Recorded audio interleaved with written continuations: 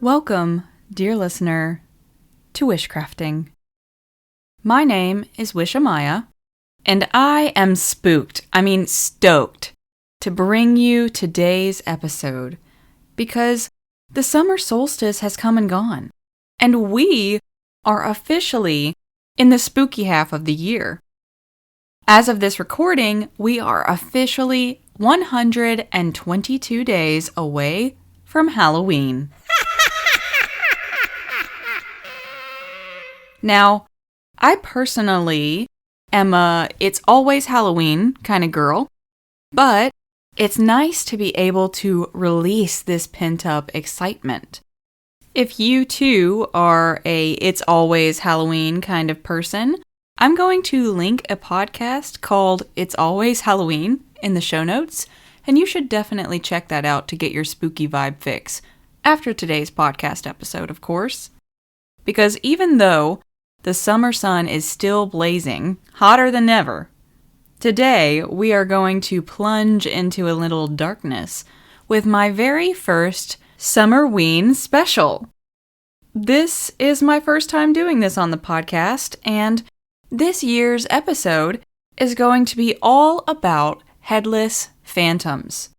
I was recently listening to one of my favorite podcasts of all time, The Midnight Library. Highly recommend. Will also be in the show notes if you want to check that out. And their recent episode on beheadings in art. It was a fantastic episode, and I was reminded, but also inspired, to do this episode that I've wanted to cover for some time now.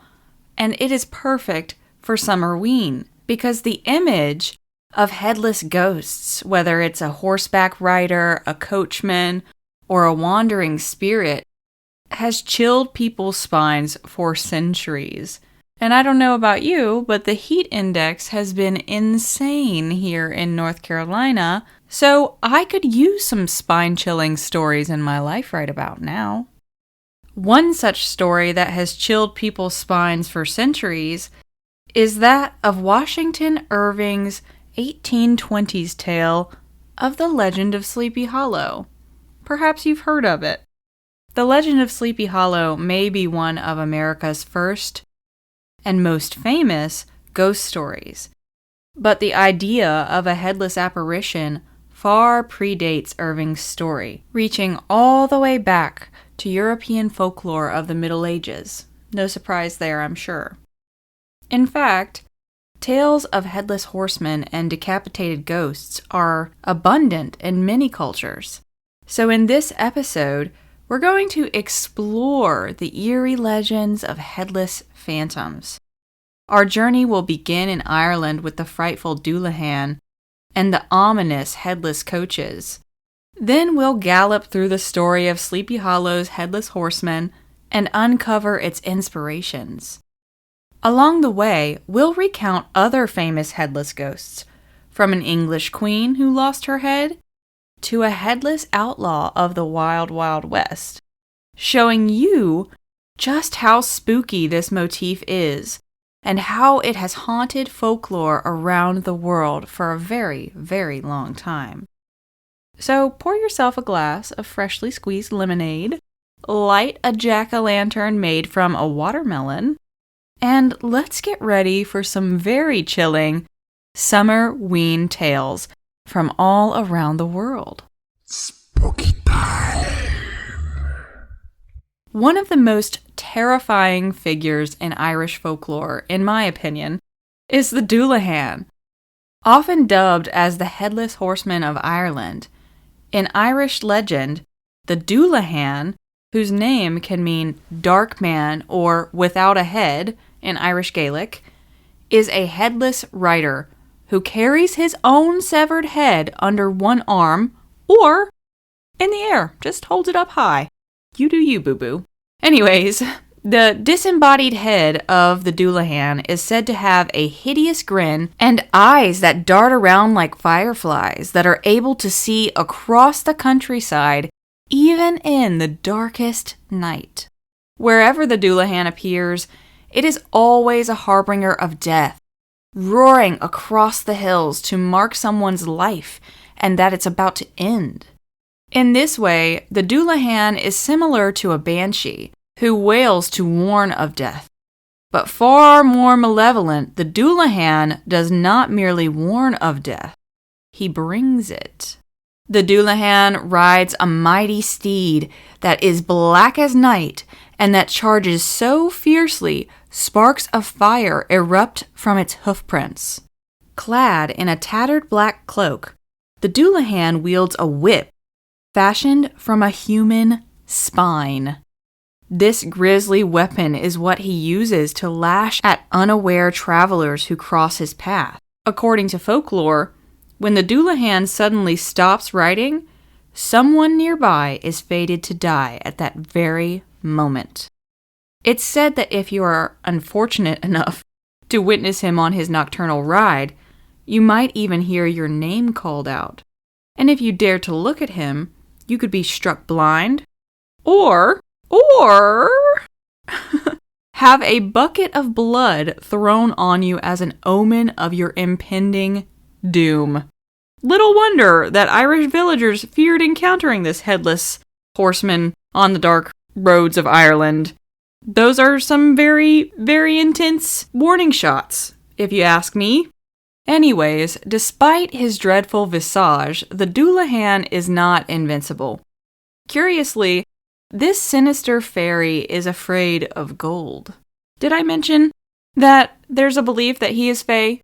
While he is a phantom and he is specter-like, there are many who believe that the Dullahan is actually fae, which explains why he has his superstitions that can keep him away or abated at the very least. For the Dullahan, even a small amount of gold can drive him away, allegedly. In times past, people in Ireland would sometimes carry a gold coin or leave bits of gold along the road as an offering for protection, hoping and praying that the gleam of the precious gold would repel the Dullahan and spare them from his deadly call. The Dullahan is formidable and pretty frickin' scary, but this folk countermeasure hints that even the fearsome headless horseman has his weaknesses, which brings me a little bit of peace of mind.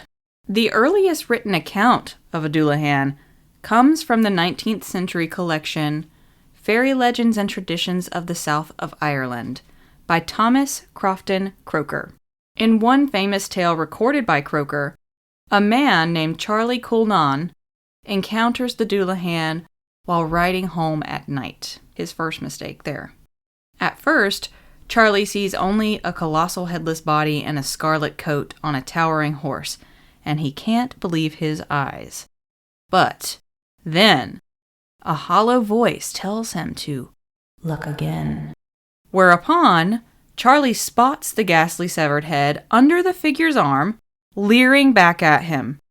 And rather than succumbing to terror, the very bold Charlie actually challenges the spectral rider to a race. In a surprising twist that doesn't actually surprise anyone, the Dullahan accepts.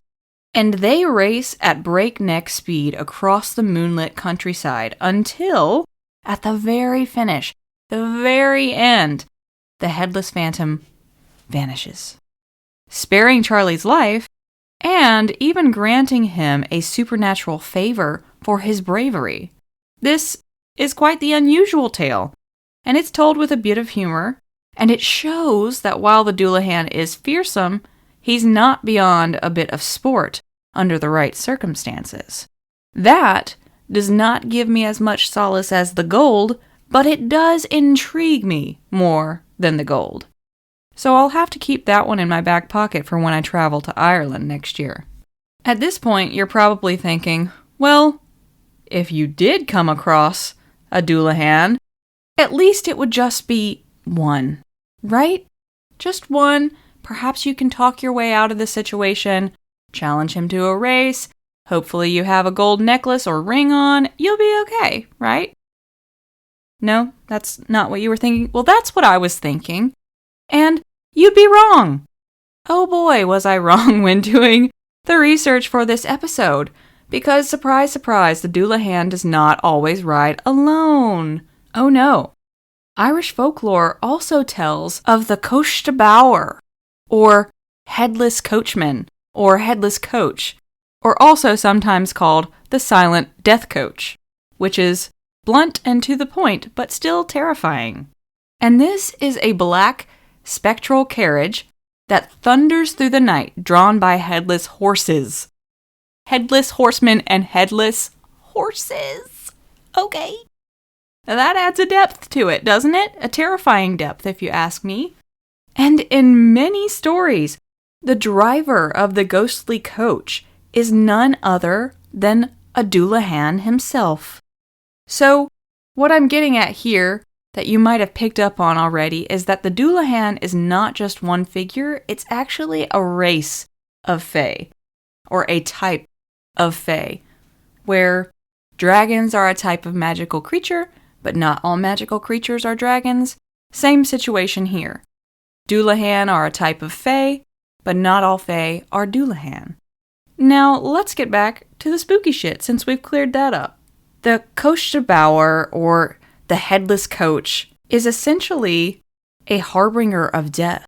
If it stops in front of a house, it means that death will soon visit there. Seeing a Coachtabauer, or even hearing the Coachtabauer, means that death is near. And it's said that as the black coach approaches, an eerie stillness falls over the area. Crickets cease chirping, the wind dies down, as if nature itself is holding its breath for death's black coach. This coach is often described as draped in funeral blacks, and sometimes a thin mist or glow surrounds it as it rumbles along. Folklore warns that you must not open your door if the death coach pulls up outside your home. W.B. Yeats, the famed Irish poet and folklorist, wrote in 1893 a warning, and that's as follows, quote, "The Dullahan drives a black coach, drawn by headless horses, and if you unlatch the door to see who's there, a basin of blood will be flung in your face. The coach then vanishes, but the death omen has been delivered. Someone in the house will surely soon die." End quote. Yeats even wrote about a report of such a phantom coach, seen in County Sligo in the grey morning light and rattling through the streets. However, we don't know who the death omen was for.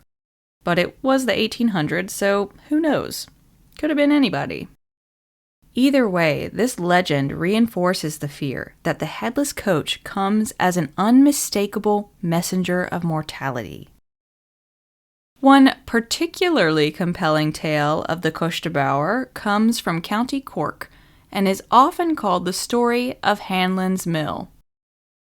In this story, which was also recorded by Crofton Croker, a farmer named Michael Noonan, who in the story is called Mick, is walking home one night by the ruins of old Hanlon's Mill when he hears the deserted mill suddenly turn on and start clacking and clanking to life, as if the wheels were turning on their own.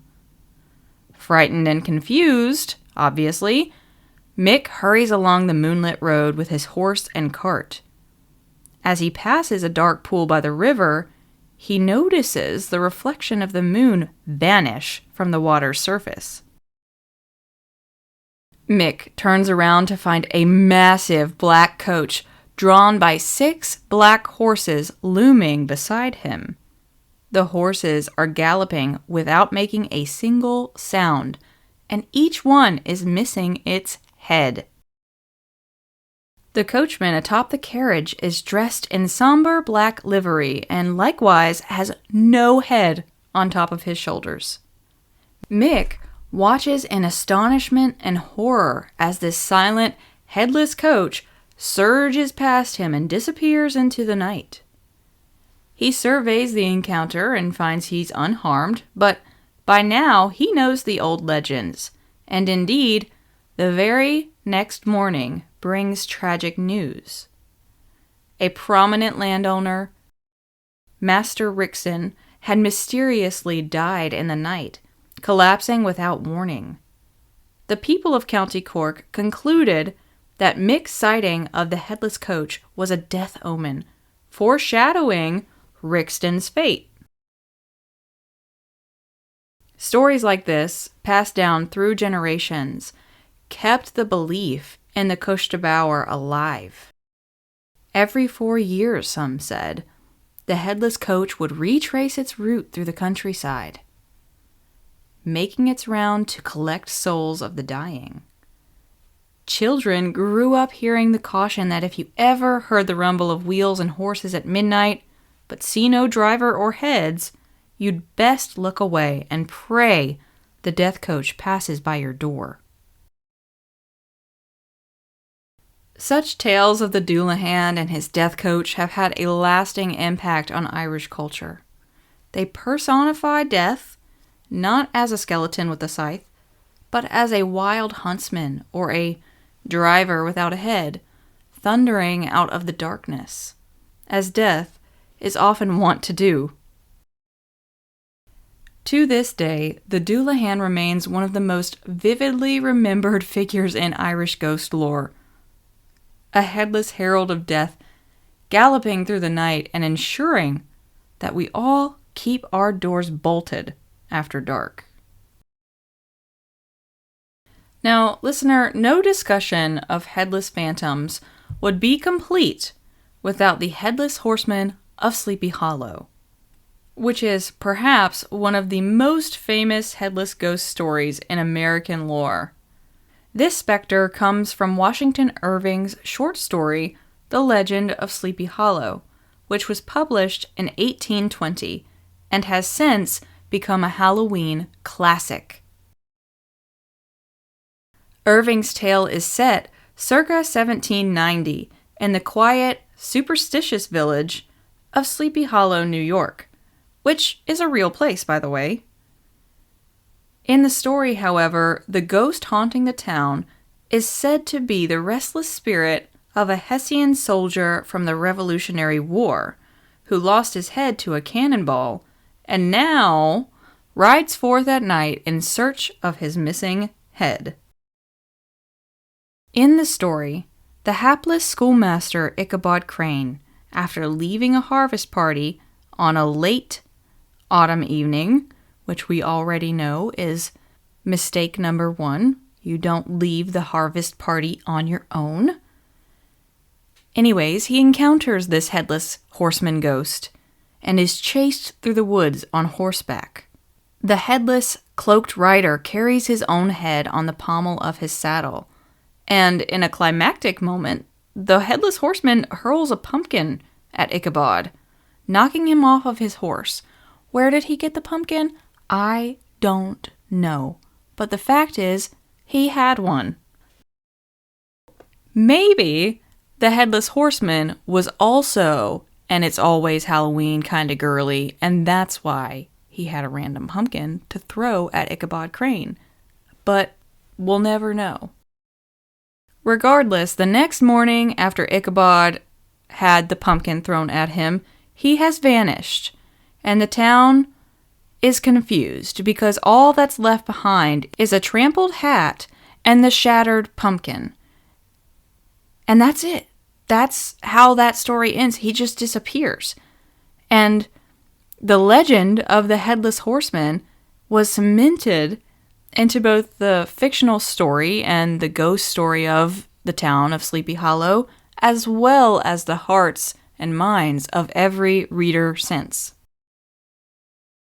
Irving's Sleepy Hollow story is fiction, but it is rooted in both local history and even older folklore. During Irving's time, the area around Sleepy Hollow had many Dutch descendants who told ghost stories, and Irving cleverly wove some of those local legends into his narrative. The idea of a headless rider certainly didn't originate with Irving, but he was drawing on a motif that has old world roots.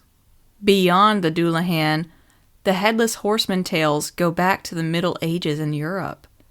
The Brothers Grimm, whom you might have heard of, recorded German folktales of headless huntsmen, which seems like a story that would be completely up their alley. And in the Netherlands, another tale was told of a headless rider that would chase evildoers down in the night. However, Irving himself was friends with the writer Sir Walter Scott, and shortly before Irving wrote Sleepy Hollow, Scott had translated a German poem called The Wild Huntsman.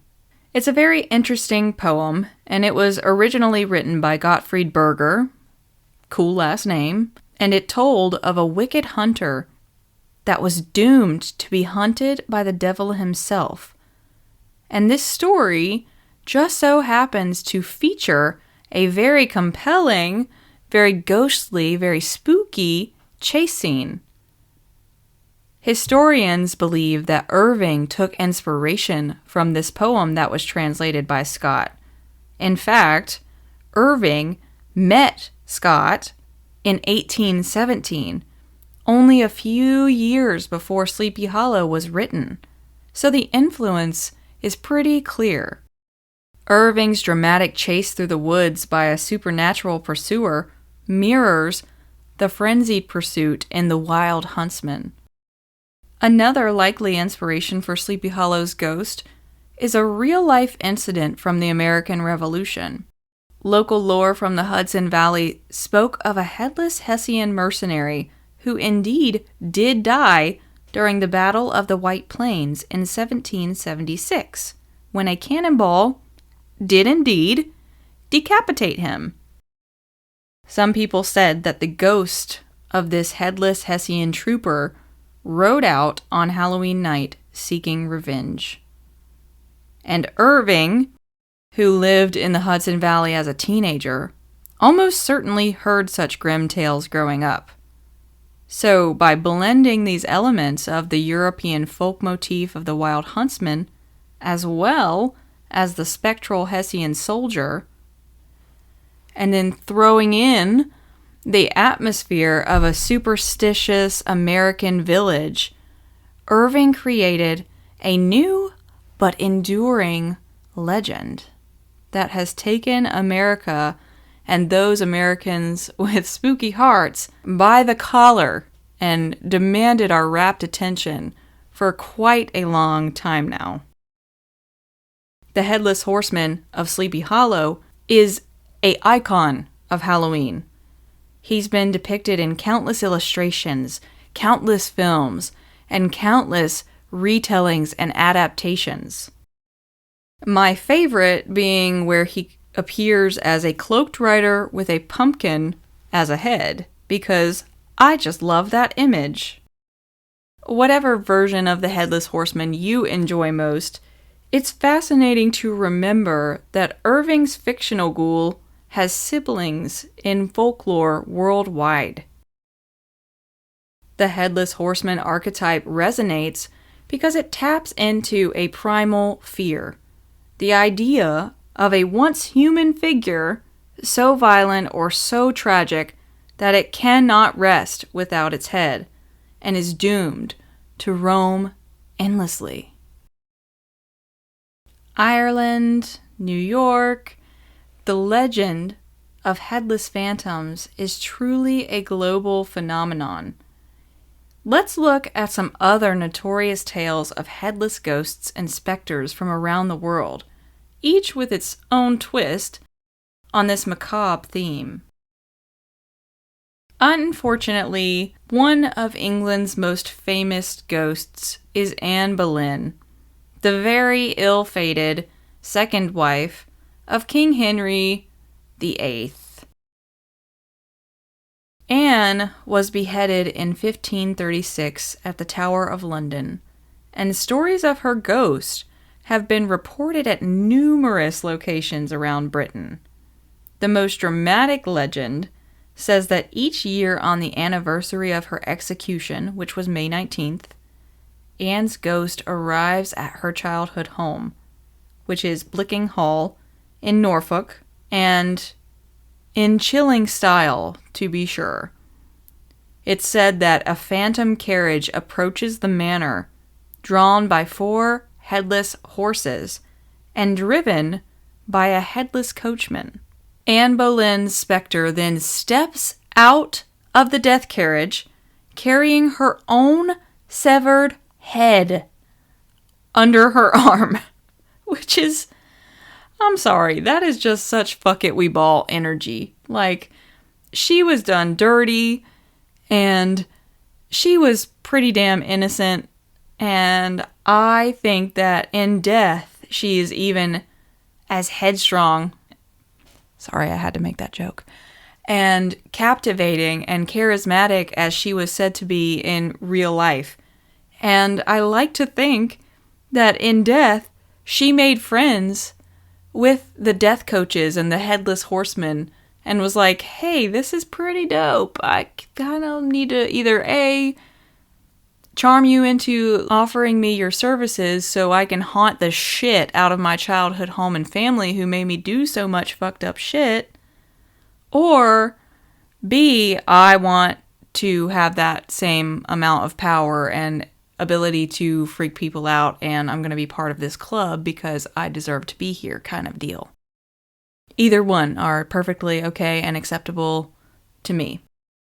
But after she arrives home on May 19th and steps out of the phantom death coach and carries her phantom head into her childhood home, she roams the halls and corridors of Blicking Hall until daybreak, after which the grim coach reappears to carry her away until the next year. I'm sorry, but that just sounds like she's like, honey, yeah, come pick me up. I'm done haunting. Thanks. See you soon. Love you. You know? I love that. I love it so much. I really do. I love it. And while this tale may be a bit colorful or hard for some folks to believe, it has persisted for centuries. 4 centuries as part of the local lore in that area. But it's not just that area. In other sightings at the Tower of London specifically, and a few other castles, Anne's ghost has been super busy. Sometimes it's seen as a headless figure, sometimes simply as a lady in white who vanishes upon approach. The image, however, of the headless queen wandering in eternal penance is a really potent symbol, especially in England and English ghost lore, and it has made Anne Boleyn's spirit one of the most enduring headless phantoms on record. And I love that for her. Her reputation precedes her in more than one way, and she certainly was not one to be forgotten. Headless phantoms and ghosts are not confined to Europe, however. The American Southwest certainly has its own, and here is your content warning. The story that is coming up is fascinating, but really kind of gross and grisly, so if that's not something that you want to hear, maybe skip ahead a little bit. There will definitely be timestamps and markers if you're on Spotify or YouTube for sure. So just care for yourself, and if you don't want to hear about gruesome ghosts, then just, take a little time, skip forward, no problem. Anyways, in Texas legend, there is a tale of El Muerto, the headless horseman of the Lone Star State. Unlike the fictional Sleepy Hollow writer, El Muerto's origin is gruesomely human. In the 1850s, a notorious outlaw named Vidal was captured by Texas Rangers after a long career, of cattle rustling. To warn other bandits in the area from doing the same as Vidal, the Rangers took the extreme measuring of beheading his corpse and tying his decapitated body firmly to his horse, with his head lashed to the saddle horn. The horse was set loose on the open prairie, and soon, settlers and cowboys began reporting a terrifying sight: a headless rider on a wild horse, and the dead man's head swinging at the side of the saddle, galloping through the moonlight. Bullets seem to have no effect on this ghostly rider, and even after Vidal's body was finally retrieved and buried, the legend of the Headless Rider took on a life all of its own. For years afterwards, there were claims of a phantom horseman, minus his head, racing across South Texas. As late as the 20th century, people in the region still reported seeing a headless man on horseback charging through the mesquite at night. The story of El Muerto shows how folklore can spring from a kernel of truth, which in this case was a brutal frontier punishment/murder, and transform into a very enduring ghost story. To this day, in parts of Texas near the Rio Grande, the tale of the Headless Outlaw remains a favorite campfire story. And of course it does. Let's just hope that when this story is told, hoofbeats in the dark don't follow soon after. Now, from Texas, head north and keep going, and you'll hit the forests of New Brunswick, Canada, where an eerie tale is told of the Headless Nun of Miramichi. This legend dates back to the 1700s during the French colonial era. According to the story, a Catholic nun named Sister Marie met a violent end near French Fort Cove. In one version, she was attacked by a treasure-seeking sailor, in another, by a mad trapper. In both cases, tragically, the nun was beheaded, and her severed head was stolen or hidden, never to be found. Since then, locals claim her restless spirit wanders the woods and coves, headless, and searching for her lost head. Folks have allegedly seen a headless figure in a nun's habit gliding among the trees at dusk, which would freak me out even more than the Doulahan, I think. And that's on religious trauma. Anyways, the area even capitalizes on the legend today with headless nun walking tours for tourists. And while the tale might serve partly as spooky entertainment, it echoes a common theme in ghost lore. Just like the Doulahan, just like Sleepy Hollow, a soul unable to find peace because a part of them was never laid to rest. Sister Marie and her story take place in the 18th century wilderness of Canada, but headless ghosts aren't just relics of history. They continue to appear in more modern folklore as well. A chilling example coming from the Appalachian region of the U.S. In the mountains of Harlan County, Kentucky, locals tell the tale of Headless Annie. The story goes that during the tumultuous 1930s, a miner's young daughter named Annie was murdered, along with her parents, amidst violent coal mining disputes. The killers left Annie's body decapitated in a horrifying scene of vengeance, and ever since, drivers on the winding roads over Black Mountain have reported encounters with a headless woman in a white dress. She's either seen completely without a head, or occasionally carrying her severed head in her hands as she wanders by the roadside. Some say Headless Annie will suddenly appear in one's rearview mirror, or even chase cars, which is frickin' terrifying. But to add on to that, when she chases your cars, it's sometimes said that she can cause your engine to sputter and for your heart to skip a beat. I know mine certainly would be freaking the flip out. Anyway, a number of strange accidents and disappearances have been blamed on her ghostly figure startling travelers, like an alarming amount. While this legend is this legend of Annie, Headless Annie, is relatively modern, but it shows how the headless ghost theme lives on in a way to explain uncanny accidents or give shape to local tragedies, which is another through line that we see in all of the tales we've talked about today. Other contemporary urban legends also echo this, from stories of headless hitchhikers or ghostly decapitated brides that have haunted the sites of their fatal car crashes. things like that. These tales don't necessarily have the pedigree of medieval folklore, but on a dark night, their fear factor is just as real for those who hear the ghostly tales and glance nervously into the back seat of their car or in their rearview mirror. From the ancient Irish Doulahan to the modern Headless Annie, the motif of the Headless Phantom endures because it strikes a deep chord. At least for me it does.